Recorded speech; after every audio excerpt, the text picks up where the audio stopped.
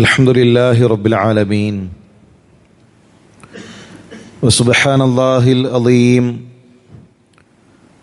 വലാ ഹൗല വലാ ഖുവത ഇല്ലാ ബില്ലാഹിൽ അലിയിൽ അളീം നഹ്മദുഹു വനസ്തഈനുഹു വനസ്തഗ്ഫിർ വനഊദു ബില്ലാഹി മിൻ ശുറൂരി അൻഫുസിനാ ومن سيئات أعمالنا وأشهد أن لا إله إلا الله وحده لا شريك له وأشهد أن محمدا عبده ورسوله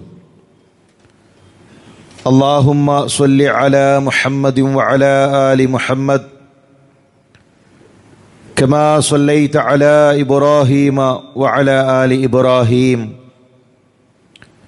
اللهم بارك على محمد وعلى آل محمد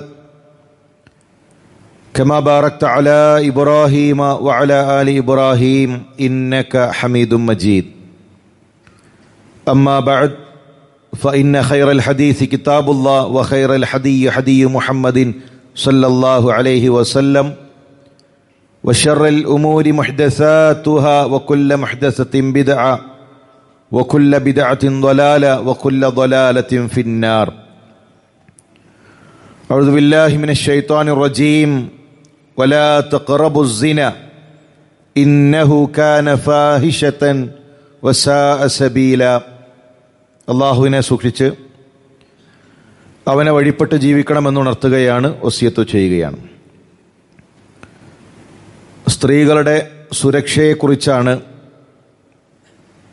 നമ്മുടെ നാട് ചർച്ച ചെയ്തുകൊണ്ടിരിക്കുന്നത്. ചില റിപ്പോർട്ടുകൾ പുറത്തു വരികയും പല മേഖലയിലും സ്ത്രീകൾ അവർ ചൂഷണം ചെയ്യുന്നത് തുറന്നു കാണിക്കപ്പെടുകയുമാണ്. എല്ലാ മേഖലയിലും കമ്മീഷനുകൾ വേണം, എല്ലാ മേഖലയിലുമുള്ള ചൂഷണങ്ങൾ അത് പുറത്തു കൊണ്ടുവരണം എന്നിങ്ങനെയുള്ള സംസാരങ്ങൾ കേട്ടുകൊണ്ടിരിക്കുന്നു. എന്നാൽ ഇസ്ലാം കൃത്യമായിക്കൊണ്ട് പെണ്ണിൻ്റെ സുരക്ഷാ മാർഗങ്ങളെക്കുറിച്ച് പഠിപ്പിച്ചു നൽകുന്നുണ്ട്. 1400 വർഷങ്ങൾക്ക് മുമ്പ് അള്ളാഹുവിൻ്റെ റസൂൽ സല്ലല്ലാഹു അലൈഹി വസല്ലം തങ്ങൾ പഠിപ്പിച്ച ഇസ്ലാമിക അധ്യാപനങ്ങൾ അതെത്രമാത്രം ഒരു സ്ത്രീക്ക് സുരക്ഷിതത്വം നൽകുന്നു എന്നത് നമുക്ക് ബോധ്യപ്പെടുകയാണ്. സ്വാഭാവികമായി ആളുകൾ പറയും, കാലം കഴിയുന്നതിനനുസരിച്ചുകൊണ്ട് നിയമങ്ങൾ അത് മാറേണ്ടതില്ലേ? പുതിയ പഠനങ്ങൾ നടക്കും, പുതിയ ചിന്തകൾ വരും, അതിനനുസരിച്ചുകൊണ്ട് നിയമങ്ങളും നിർദ്ദേശങ്ങളും മാറണം. യഥാർത്ഥത്തിൽ ഇസ്ലാമിക നിയമങ്ങൾ അത് 1400 വർഷം മുമ്പ് അന്നുള്ള പണ്ഡിതന്മാർ ഒരുമിച്ചിരുന്ന് അവർ ഗവേഷണം നടത്തി അവർ പറഞ്ഞ നിയമങ്ങളായിരുന്നുവെങ്കിൽ ആ ചോദ്യം പ്രസക്തമാണ്. എന്നാൽ ഇസ്ലാമിലെ ഓരോ കൽപ്പനകളും ആണിനെയും പെണ്ണിനെയും അറിയുന്ന, ആണിനെയും പെണ്ണിനെയും സൃഷ്ടിച്ച സൃഷ്ടാവിൻ്റെ നിർദ്ദേശങ്ങളാണ്, അള്ളാഹുവിൻ്റെ നിർദ്ദേശങ്ങളാണ്. അതുകൊണ്ട് തന്നെ ഏത് കാലഘട്ടത്തിലും അത് പ്രസക്തമാണ്. വലൈസ ദക്കറു കല്ലുൻസ, ആണും പെണ്ണും ഒരുപോലെയല്ല. ആണിന് ആണിൻ്റേതായ നിയമങ്ങളും പെണ്ണിന് അവരുടെ സുരക്ഷയ്ക്കാവശ്യമായ നിർദ്ദേശങ്ങളും ഇസ്ലാം നൽകുന്നുണ്ട്. വളരെ ഗൗരവത്തോടുകൂടെ ഇസ്ലാം പഠിപ്പിച്ച നിർദ്ദേശമാണ് വ്യഭിചാരത്തിൻ്റെ വാതിലുകൾ അടക്കണമെന്നുള്ളത്. സിന, വ്യഭിചാരമെന്നുള്ളത് അത് വലിയ പാപമാണ്.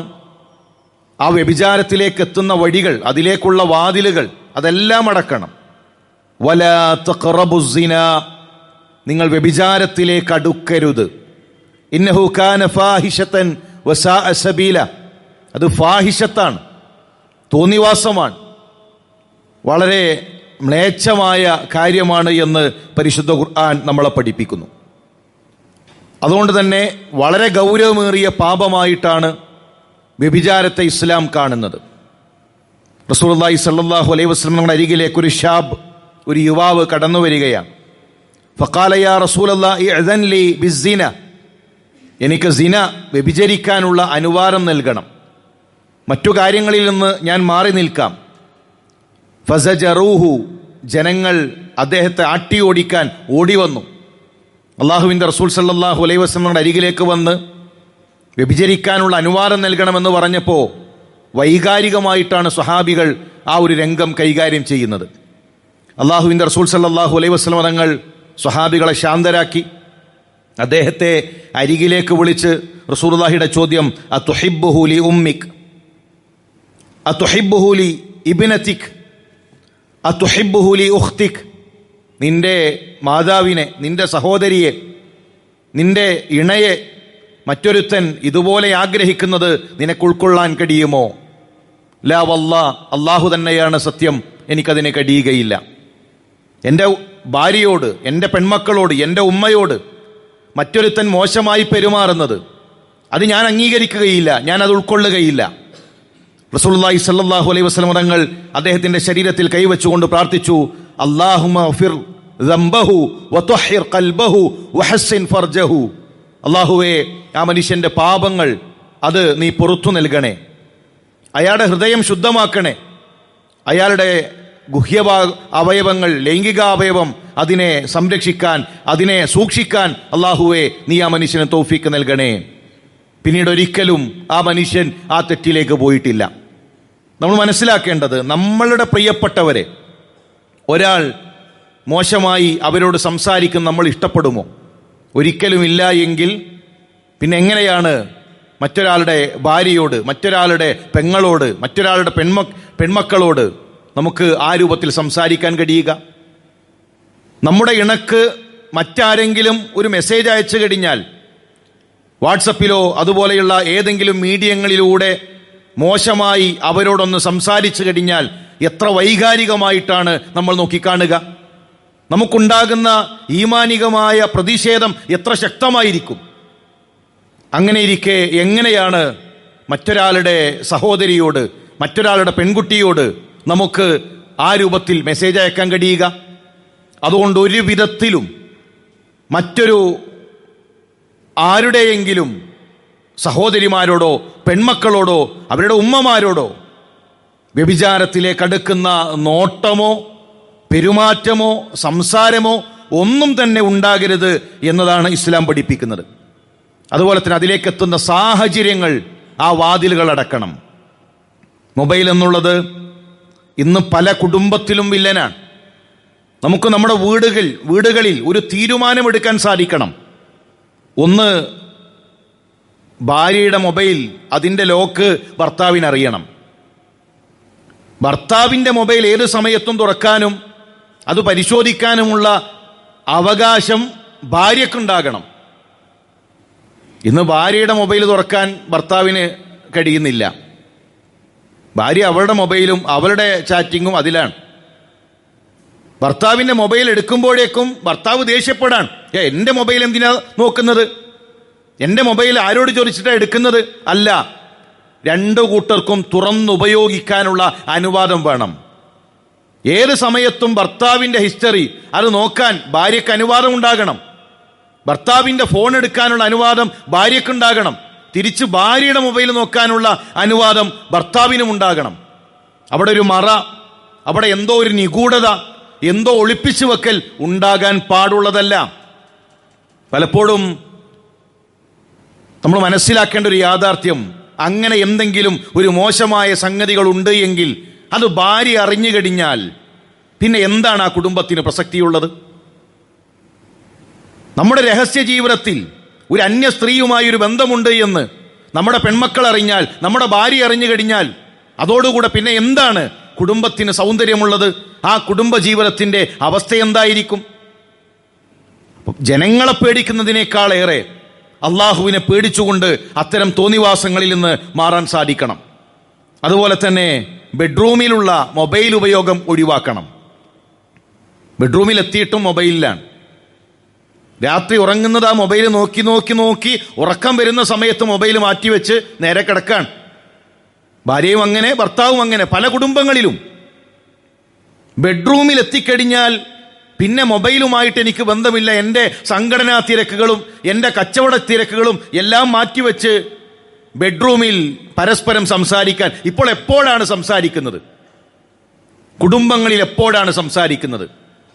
നമ്മുടെ വീട്ടിലുള്ള ഉമ്മയോട് ഒരു ദിവസം നമ്മൾ എത്ര സംസാരിക്കുന്നു? ഏറിപ്പോയാൽ ആ ഭക്ഷണം കഴിക്കുന്നൊരു സമയത്ത്, ആ ടേബിളിൽ ഇരിക്കുന്ന സമയത്ത് ഒരു 15 മിനിറ്റ് ആ നേരത്തെ സംസാരിച്ചാൽ സംസാരമായി. പെൺകുട്ടികളോട് എപ്പോഴാണ് സംസാരിക്കുന്നത്? നമ്മുടെ പെൺമക്കളോട് നമ്മൾ ഓട്ടത്തിലല്ലേ? ഭാര്യ സംസാരിക്കുന്നില്ല, ഉമ്മ സംസാരിക്കുന്നില്ല, ഉപ്പ സംസാരിക്കുന്നില്ല, പിന്നെ സംസാരിക്കുന്നവരെ തേടി അവർ പോവാൻ. അങ്ങനെ സംസാരം കാത്തിരിക്കുന്ന ഒരുപാട് കഴുക കണ്ണുകളുണ്ട്. അവർ റാഞ്ചി കൊണ്ടുപോവുകയാണ്. അതുകൊണ്ട് പെൺമക്കളോട്, നമ്മുടെ ഭാര്യമാരോട്, നമ്മുടെ ഉമ്മമാരോട് അവരോട് സംസാരിക്കാനുള്ള സമയം കണ്ടെത്തണം. ഭക്ഷണം കഴിക്കുന്നത് ഒന്നിച്ചായിരിക്കും എന്ന ഒരു തീരുമാനം ഉണ്ടാക്കിയെടുക്കാൻ കഴിയണം. അതുപോലെ തന്നെ വളരെ പ്രധാനപ്പെട്ടതാണ് മുസ്ലിം സ്ത്രീകളുടെ വസ്ത്രം എന്നുള്ളത്. ഇസ്ലാമിക വസ്ത്രം നമ്മുടെ പെൺമക്കളെ, നമ്മുടെ ഭാര്യമാരെ അവരെ ശീലിപ്പിക്കണം.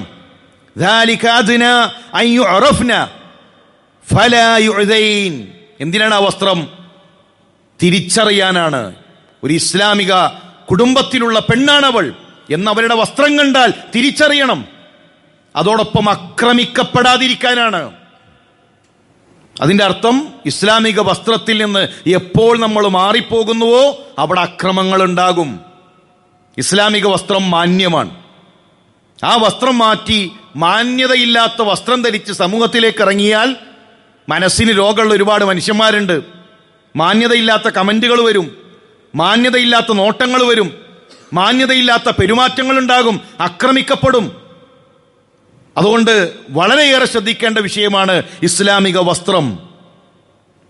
ചില കുടുംബങ്ങളിലൊക്കെ സ്ത്രീകളുടെ ആകെ ഒരു ഇസ്ലാമിക ഔറത്ത് മറയുന്നൊരു സമയം ആ നിസ്കരിക്കുന്ന സമയത്ത് മാത്രമാണ്. കാരണം നിസ്കാരക്കുപ്പായം ഇട്ട് കഴിഞ്ഞാൽ ഔറത്ത് മറയും. അങ്ങനെ ഒരു നിസ്കാരക്കുപ്പായം റെഡിയാക്കി വെച്ചിട്ടുണ്ട്. നമ്മൾ ആലോചിക്കേണ്ട ഒരു വിഷയം, സഹോദരിമാർ ആലോചിക്കേണ്ട വിഷയം, പുറത്തേക്കിറങ്ങുമ്പോൾ നമസ്കാരത്തിൽ നമ്മൾ പുറത്ത് കാണിക്കുന്ന ഭാഗങ്ങളല്ലാതെ അന്യരുടെ മുന്നിൽ പ്രദർശിപ്പിക്കാൻ എന്ത് തെളിവാണുള്ളത്? എന്തിന്റെ അടിസ്ഥാനത്തിലാണ് ഈ പ്രദർശനം? ബാങ്ക് വിളിക്കുമ്പോൾ തലയിൽ തട്ടടാൻ അങ്ങനെ ഒരു നിയമമുണ്ടോ ദീനിൽ? ബാങ്ക് വിളിക്കുമ്പോൾ തല മറക്കണം, അല്ലാത്തപ്പോഴോ? കാണുന്നത് ആരാണ്? ബാങ്ക് വിളിക്കാത്ത മറ്റു സമയങ്ങളിൽ തല തുറന്നു കാണിക്കാൻ ആരാണ് അനുവാദം നൽകിയത്? ഇസ്ലാമിക വേഷം എന്നുള്ളത് ഒരു സ്ത്രീയെ സംബന്ധിച്ചിടത്തോളം അവർക്ക് സുരക്ഷയാണ്.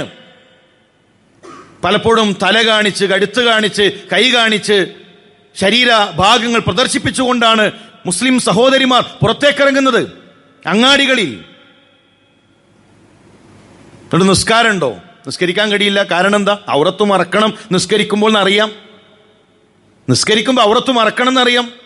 കല്യാണ വീട്ടിൽ നിസ്കരിക്കാൻ കഴിയില്ല, കാരണം തലയിൽ തട്ടില്ല, കൈയും അറിഞ്ഞിട്ടില്ല. പെൺകുട്ടികൾ അവര് കാല് കാണിച്ച് കാലിൽ ഒരു ചരടും കെട്ടിയിട്ടാണ് നടക്കുന്നത്. ഈ കോലത്തിൽ നിസ്കരിക്കാൻ കഴിയില്ല എന്നറിയാം. ളുഹറില്ല, അസറില്ല, മഗ്രിബ് കഴിഞ്ഞ് വീട്ടിലെത്തിയിട്ട് പിന്നെ നിസ്കാരക്കുപ്പായിട്ടൊരു നിസ്കാരാണ്. നമുക്കാരാണ് ഈ ഒരു വസ്ത്രത്തിന് അനുവാദം നൽകിയത്?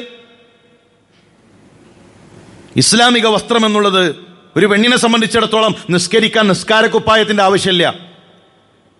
അവർ ഇസ്ലാമികമായ വസ്ത്രമാണ് ധരിച്ചത് എങ്കിൽ ആ വസ്ത്രം ധരിച്ച് എവിടെയും അവർക്ക് നിസ്കരിക്കാം. അപ്പൊ ആലോചിക്കണം, പുറത്തു പോയിട്ട് ഈ കോലത്തിൽ എനിക്ക് നിസ്കരിക്കാൻ പറ്റുമോ? എങ്കിൽ അത് ഇസ്ലാമിക വസ്ത്രമാണ്. എനിക്ക് ഈ വസ്ത്രത്തിൽ നിസ്കരിക്കാൻ അനുവാദമുണ്ടോ? എങ്കിൽ അത് ഇസ്ലാമിക വസ്ത്രമാണ്. ആ വസ്ത്രം ധരിച്ച് നിസ്കരിക്കാൻ കഴിയില്ല എങ്കിൽ ആ വസ്ത്രത്തിന് പ്രശ്നമുണ്ട്. പലപ്പോഴും നമ്മുടെ കുടുംബങ്ങളിൽ നിന്ന് ഇസ്ലാമിക വസ്ത്രം മാറിപ്പോകുന്നു. വളരെയേറെ ശ്രദ്ധിക്കേണ്ട വിഷയമാണ്. ഈ വസ്ത്രം ഒരു സ്ത്രീയെ സംബന്ധിച്ചിടത്തോളം അവർക്ക് സുരക്ഷിതത്വമാണ്, അത് മാന്യതയാണ്, ഒരു മുസ്ലിം സ്ത്രീയാണ് എന്ന് അവരെ അറിയിക്കുന്നതാണ്. അതുകൊണ്ട് ആ രൂപത്തിൽ ഇസ്ലാമിക വസ്ത്രധാരണയുടെ വിഷയത്തിൽ ഒരു സൂക്ഷ്മതയുണ്ടാകണം. നമ്മുടെ മുൻഗാമികൾക്കുണ്ടായ ആ സൂക്ഷ്മത നമ്മുടെ മക്കളെ പഠിപ്പിക്കുക, നമ്മൾ പരിശീലിക്കുക. അള്ളാഹു അതിന് തൗഫീക്ക് നൽകി അനുഗ്രഹിക്കട്ടെ. ഒരു പുതിയ വിവാദമുണ്ടായപ്പോൾ ചില ആളുകളൊക്കെ അഭിപ്രായപ്പെട്ടൊരു വിഷയം, ഇനി ചലച്ചിത്ര രംഗത്തുള്ള അഭിനേതാക്കളെല്ലാം നടിമാരെല്ലാം ഇനി ഒറ്റയ്ക്ക് യാത്ര ചെയ്യരുത്. ഇനി അവരുടെ കൂടെ ആളുകൾ ഉണ്ടാകണം, അവരുടെ കുടുംബക്കാരുണ്ടാകണം. ഒറ്റയ്ക്കൊരാളുടെ റൂമിലേക്ക് കയറരുത്. അതൊക്കെ വളരെ കർശനമായി ഇനി ശ്രദ്ധിക്കണം, അല്ലെങ്കിൽ ആക്രമിക്കപ്പെടും, പ്രയാസങ്ങളുണ്ടാകും. ഇതെത്ര കാലം മുമ്പ് ഇസ്ലാം നമ്മളെ പഠിപ്പിച്ചു. സ്ത്രീകളെ സംബന്ധിച്ചിടത്തോളം പുരുഷന്റെ അക്രമത്തിൽ നിന്ന് രക്ഷപ്പെടാനുള്ള, അവർ ആക്രമിക്കപ്പെടാതിരിക്കാനുള്ള എല്ലാ നിയമങ്ങളും ഇസ്ലാം നമ്മളെ പഠിപ്പിച്ചിട്ടുണ്ട്. പക്ഷെ അത് ഇസ്ലാം പറഞ്ഞപ്പോൾ ഇത് പിന്തിരിപ്പൻ സംസ്കാരമാണ്, പിറകോട്ട് വലിക്കുകയാണ്. ഞങ്ങൾക്ക് ആണിനെ പോലെയാകണം, പുരുഷന്മാരെ പോലെയാകണം, ആ പുരുഷന്മാരെ പോലെ ആകണമെന്ന് പറഞ്ഞ് മുദ്രാവാക്യം വിളിച്ച് നടന്ന ആളുകൾ ഇപ്പോൾ ഇതാ പറഞ്ഞുകൊണ്ടിരിക്കുകയാണ്, ഞങ്ങൾ ആക്രമിക്കപ്പെടാണ്, ഞങ്ങളിതാ പ്രയാസത്തിലാണ്, ഇനി ഞങ്ങളെ സംരക്ഷിക്കാൻ പുതിയ പുതിയ നിയമങ്ങൾ വേണം. ഇസ്ലാം പഠിപ്പിച്ചു, ലാ യഖ്ലുവന്ന റജുലുൻ ബിഇംറഅത്തിൻ വലാ തുസാഫിറന്ന ഇംറഅതൻ ഇല്ലാ മഅഹാ മഹ്റമുൻ. ഒരു അന്യപുരുഷന്റെ കൂടെ ഒറ്റക്കാകരുത്, ഒരു അന്യപുരുഷന്റെ കൂടെ ഒറ്റക്കാകുന്ന സാഹചര്യം ഉണ്ടാകരുത്. വലാ തുസാഫിറന്ന, അവർ യാത്ര ചെയ്യരുത് ഒരു മഹ്റമിന്റെ സാന്നിധ്യത്തിലല്ലാതെ. യാത്രയിൽ അവരുടെ കൂടെ മഹ്റം ഉണ്ടാകണം. അതുപോലെ തന്നെ ആണും പെണ്ണും ഒറ്റക്കാകുന്ന സാഹചര്യങ്ങൾ ഉണ്ടാകരുത്. ലാ യഖ്ലുവന്ന റജുലുൻ ബിംറഅത്തിൻ ഇല്ലാ കാന സാലിസുഹുമാ അശ്ശൈത്താൻ. ഒരു ആണും പെണ്ണും ഒറ്റക്കായി കഴിഞ്ഞാൽ മൂന്നാമതായി ശൈത്താൻ അവിടെ ഉണ്ടാകും. പിന്നെ ശൈത്താനാണ് ഇടപെടുക. നമ്മുടെ കുടുംബങ്ങളിൽ വളരെ ശ്രദ്ധയോടുകൂടെ നാം ആലോചിക്കേണ്ട വിഷയമാണ് ഒറ്റക്കാകുന്നൊരവസ്ഥ. അതിന് ചാറ്റിങ്ങിലാണെങ്കിലും നമുക്കറിയാലോ എന്താണ് സംസാരിക്കാൻ അനുവാദമുള്ളത്, എന്താണ് പാടില്ലാത്തത്. അൽ ഇസ്മു മാ ഹാക ഫീ സദ്രിക് വകരിഹ്ത അൻ യത്തലിഅ അലൈഹി നാസ്. തിന്മ എന്ന് പറഞ്ഞാൽ മനസ്സിൽ ചൊറിച്ചിലുണ്ടാക്കും, ജനങ്ങൾ അറിയുന്നത് പേടിക്കും, ഭാര്യ അറിയുന്നത് പേടിയാണ്, മക്കൾ അറിയുന്നത് പേടിയാണ്, അതാണ് തിന്മ. അങ്ങനൊരു ചാറ്റിംഗ് ഉണ്ടാകാൻ പറ്റൂല, അങ്ങനൊരു മെസ്സേജ് അയക്കാൻ പാടില്ല, അങ്ങനൊരു സംസാരം ഉണ്ടാകാൻ പാടില്ല. ജനങ്ങൾ അറിയുന്നതിനെ പേടിക്കുന്ന, മനസ്സിൽ പ്രയാസമുണ്ടാക്കുന്നത് അത് നിനക്ക് തിന്മയാണ്. അള്ളാഹുവിന്റെ റസൂൽ സല്ലല്ലാഹു അലൈഹി വസല്ലം തങ്ങൾ. അതുപോലെ തന്നെ യാത്ര, ഹജ്ജാകട്ടെ ഉംറയാകട്ടെ, ഒരു പെണ്ണ് യാത്രയിൽ അവരുടെ കൂടെ മഹ്റം ഉണ്ടാകണം. നമ്മുടെ നാട്ടിൽ യാത്രയായി പരിഗണിക്കുന്ന ഒരു ദൂരം, ഇപ്പൊ തൊട്ടടുത്തുള്ള അപ്പുറത്തുള്ള വീട്ടിൽ പോകുന്നതോ കടയിലേക്ക് പോകുന്നതോ അതല്ല. നമ്മുടെ നാട്ടിൽ യാത്രയായി കാണുന്നൊരു ദൂരം, ആ ദൂരം ഒരു പെണ്ണ് യാത്ര ചെയ്യുമ്പോൾ അവരുടെ മഹ്റം അവരുടെ കൂടെ ഉണ്ടാകണം. ഒന്നുകിൽ ഉപ്പ വേണം, അല്ലെങ്കിൽ അവരുടെ സഹോദരൻ വേണം, ഭർത്താവ് വേണം, മക്കൾ വേണം. അങ്ങനെ വിവാഹബന്ധം നിഷിദ്ധമായ യാത്രയിൽ അവരുടെ കൂടെ ഉണ്ടാകാൻ അനുവദനീയമായ മഹ്റമുകളുടെ കൂടെയല്ലാതെ ഒരു സ്ത്രീ യാത്ര ചെയ്യരുത്. നമ്മൾ മനസ്സിലാക്കേണ്ട ഒരു സംഗതി, ഇസ്ലാമിക നിയമങ്ങൾ മുഴുവൻ മസ്ലഹത്താണ്, ഈ ഉമ്മത്തിൻ്റെ നന്മക്കാണ്. എവിടെ ഒരു നിയമം നമ്മൾ ലംഘിക്കുന്നുവോ അവിടെ മഫ്സദത്തുണ്ട്, അപകടമുണ്ട്. ആ അപകടം ആണിനെയും പെണ്ണിനെയും പടച്ച റബ്ബിനറിയാം. ഒരു മനുഷ്യന്റെ ഹൃദയം എന്തൊക്കെ ചിന്തിക്കും, ഒറ്റക്കായാൽ എങ്ങോട്ടാണ് അവൻ്റെ മനസ്സ് പോവുക, എന്തെല്ലാം ചെയ്യും, എന്തെല്ലാം അപകടങ്ങളുണ്ട്, അത് ആണിനെയും പെണ്ണിനെയും പടച്ച റബ്ബിനറിയാം. ആ റബ്ബിന്റെ നിയമങ്ങളാണ് ഇത്. അതിന് ഇനി പുതിയൊരു കമ്മീഷൻ വെച്ച് അതിന് പുതിയ നിയമങ്ങൾ ഉണ്ടാക്കേണ്ടതില്ല. വഹീന്റെ അടിസ്ഥാനത്തിൽ റസൂലുള്ളാഹി നമുക്ക് അറിയിച്ചു നൽകി. അതുകൊണ്ട് യാത്രകൾ ഇന്ന് സാർവത്രികമാണ്. ഭർത്താവ് പറയണതാ ഇന്ന വണ്ടി എടുത്താണ്ട് പോയിക്കോ, അവര് പോവാൻ സ്ഥിരം ഒരു ഓട്ടോക്കാരനെ ഏൽപ്പിച്ചിട്ടുണ്ട്, അയാളുടെ കൂടെ ജില്ലകൾ കടന്ന് താണ്ടി പോവാൻ. വളരെ ഗൗരവമേറിയ വിഷയമാണ്. അതുപോലെ തന്നെ ആലങ്കാരിക പേരുകളിൽ പുതിയ പുതിയ തോന്നിവാസങ്ങൾ കടന്നു വരുന്നു. ബെസ്റ്റി, അതുപോലെ തന്നെ സിറ്റുവേഷൻഷിപ്പ്. ഞങ്ങൾക്ക് ആ സിറ്റുവേഷനിൽ എന്താണ് തോന്നുന്നത് അതിനനുസരിച്ചിട്ട് ഞങ്ങൾ പ്രവർത്തിക്കുന്നതാണ്. അത് ബെസ്റ്റിയാണ്. അങ്ങനെ ഓരോരുത്തരെ നിശ്ചയിച്ചു കൊടുത്തുകൊണ്ട് പച്ചയായ തോന്നിവാസങ്ങൾ ക്യാമ്പസുകളിലേക്ക് അത് മധുരമുട്ടായിയായി കൊണ്ടുവരികയാണ്. വളരെ ഗൗരവത്തോടുകൂടെ ഇത് നാം മനസ്സിലാക്കണം. തിന്മകളെ ഇത്തരം സിനിമകളും ഇത്തരം കൾച്ചറുകളും നോർമലൈസ് ചെയ്യുന്നുണ്ട്. സിനിമ വന്നിട്ട് നിങ്ങൾ കള്ളു കുടിച്ചോളിൻ, അത് അനുവദനീയാന്നല്ല പറയാം. അത് നമ്മളറിയാതെ കള്ളും തോന്നിവാസവും നമ്മുടെ വീട്ടിലെത്തിക്കും. ഇപ്പം നിങ്ങളെ വീടിൻ്റെ തൊട്ടടുത്ത് ഒരു കിഡ്നി പേഷ്യൻ്റ് ഉണ്ട് എങ്കിൽ ആദ്യം അയാളുടെ കരച്ചിൽ കേൾക്കുമ്പോൾ നമുക്ക് ഭയങ്കര പ്രയാസമാണ്. ആ ഡയാലിസിസ് കഴിഞ്ഞ് അയാളെ കൊണ്ടുവരുമ്പോൾ, അല്ലെങ്കിൽ ആ വേദന സഹിക്കാൻ കഴിയാതെ അയാൾ കരയുമ്പോൾ നമ്മുടെ മനസ്സിലൊക്കെ വലിയ പ്രയാസമായിരിക്കും. ഓ, എന്തൊരു പാവം മനുഷ്യൻ. നമ്മൾ പോയി നോക്കും. ഒരാഴ്ച കഴിഞ്ഞാൽ ആ വേദന കുറയും. അത്ര തന്നെ നമ്മൾ ശ്രദ്ധിച്ചു കൊള്ളണമെന്നില്ല. ഒരു 5-6 മാസം കഴിഞ്ഞു കഴിഞ്ഞാൽ അയാൾക്ക് ആ വേദന അപ്പോഴും ഉണ്ട്. പക്ഷെ നമ്മളെ സംബന്ധിച്ചിടത്തോളം അതൊരു നിസ്സാരമായൊരു കാര്യമായി. അത് കണ്ട് കണ്ട് കേട്ട് നമ്മൾ അതിനോട് ഇണങ്ങിച്ചേർന്നു. ആ മനുഷ്യന് അയാൾക്ക് വേദന ഉണ്ട്, അത്രയേ ഉള്ളൂ. ആ വൈകാരിക തലം മാറിപ്പോയി. അത് കണ്ട് അത് അനുഭവിച്ച് അയാളുടെ വേദന എന്നുള്ളത് അറിയാത്തൊരവസ്ഥയിലേക്ക് നമ്മൾ എത്തി. അതുപോലെ സിനിമകളിലൂടെ കള്ളും തോന്നിവാസങ്ങളും അത് കാണിച്ച് നമുക്കതൊരു വിഷയേ അല്ലാത്ത രൂപത്തിലേക്ക് കാര്യങ്ങൾ മാറിപ്പോവാൻ. കാണുന്നതെന്താ? കുടുംബം ഒന്നിച്ചിരുന്ന് കുടിക്കാൻ, ഭർത്താവ് ഭാര്യയ്ക്ക് ഒഴിച്ചു കൊടുക്കാൻ, ഭാര്യ മക്കൾക്ക് കൊടുക്കാൻ, കുടുംബത്തിൽ തോന്നിവാസം സാർവത്രികാണ്, അത് തമാശയാണ്. അധ്യാപികയെ പ്രണയിക്കുന്നു, കുടുംബക്കാരിയെ പ്രണയിക്കുന്നു, പ്രായത്തിന് മുതിർന്നവരെ പ്രണയിക്കുന്നു.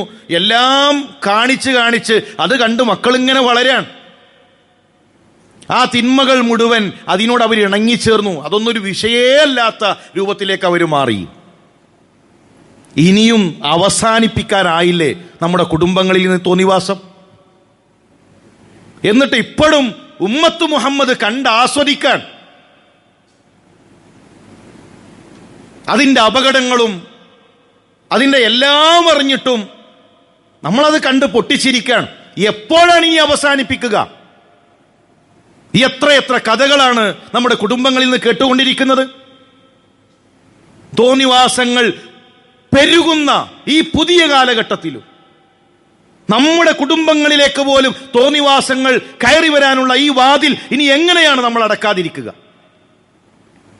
അതുകൊണ്ട് വളരെ ഗൗരവത്തോടുകൂടെ ഇത്തരം തോന്നിവാസങ്ങൾക്കെതിരെ നോ പറയാൻ, നമ്മുടെ കുടുംബത്തിന് കൃത്യമായ ഇസ്ലാമിക തർബിയത്ത് നൽകാൻ നമുക്ക് സാധിക്കണം. അഭിനയമല്ല ജീവിതം, അത് മനസ്സിലായല്ലോ. സ്ത്രീ സ്വാതന്ത്ര്യത്തെപ്പറ്റി, സ്ത്രീകളുടെ മഹത്വത്തെപ്പറ്റി വാചാലമായി സംസാരിക്കുന്നവർ ഉടഞ്ഞു വീഴാൻ. പെണ്ണിന് വേണ്ട അവരുടെ ഹക്ക്, അവരുടെ അവകാശങ്ങൾ, അതിന് ഇസ്ലാമിനോളം സംസാരിച്ച മറ്റൊരാദർശത്തെ നമുക്ക് കാണാൻ കഴിയില്ല. പക്ഷേ ചൂഷകന്മാരെ സംബന്ധിച്ചിടത്തോളം ഇസ്ലാം പറഞ്ഞ രൂപത്തിൽ ഒരു പെണ്ണ് നടന്നു കഴിഞ്ഞാൽ അവന്റെ കച്ചവടം നടക്കൂല. ഏറ്റവും അധികം വാണിജ്യരംഗത്ത് പെണ്ണിന്റെ കോസ്മെറ്റിക്സ് ആണ് ഇവിടെ കച്ചവടം ചെയ്യപ്പെടുന്നത്. പെണ്ണിന്റെ സൗന്ദര്യമാണ് ഇവിടെ കച്ചവടം ചെയ്യുന്നത്. ഒരു മുട്ടുസൂചി വിൽക്കണമെങ്കിൽ പോലും പെണ്ണിന്റെ സൗന്ദര്യ പ്രദർശനം ഉണ്ടാകണം. പെണ്ണിനെ അങ്ങനെ പ്രദർശിക്കാൻ വെക്കുന്ന കമ്പോളങ്ങളെ സംബന്ധിച്ചിടത്തോളം ഇസ്ലാമിന്റെ വസ്ത്രവും ഇസ്ലാമിന്റെ രൂപവും ഇസ്ലാമിന്റെ കൾച്ചറും അവന്റെ കമ്പോളങ്ങൾക്കെതിരാണ്. അതുകൊണ്ട് ഇസ്ലാം പ്രതിസ്ഥാനത്ത് വരുന്നു.